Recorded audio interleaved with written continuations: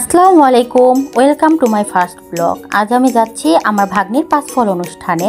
এই তো আমি এখন রওনা দিচ্ছি আমার বোন, ছোট বোন আর আমার ভাগ্নিকে নিয়ে। এখন আমি সিঁড়ি দিয়ে নামছি আর ওদের বলছি খুব সাবধানে নামিস। এই দেখেন আমার বোন আমাকে বাই বাই বললো তুমি আসবা না। এখন ওদের নিয়ে আমি রোড পার হচ্ছি, কারণ ওদের নিয়ে সব জায়গায় গেলে আমার বিপদ। এই তো আমি এখন চলে আসছি আমার ভাগ্নির বাসায়। এখন ওকে ডালা দেওয়া হয়েছে। মাশাআল্লাহ আমার ভাগ্নিকে অনেক সুন্দর লাগছে। সবাই আমার ভাগ্নি আর ওর বাবুর জন্য দোয়া করবা। এই তো দেখেন কত ঘুড়ি বাতাম বসানো হয়েছে ভাগ্নির সাথে। এখন আর কি এত গরম ছিল যে কি বলবো, আর বাকি ক্লিপগুলো আমার নেওয়া হয়নি, কারণ আর তাছাড়া এভাবে তো কাজিনরা সবাই একসাথে হলে তো জানেনি কত মজা হয়, ওই সময়টা আর পাওয়া হয়নি।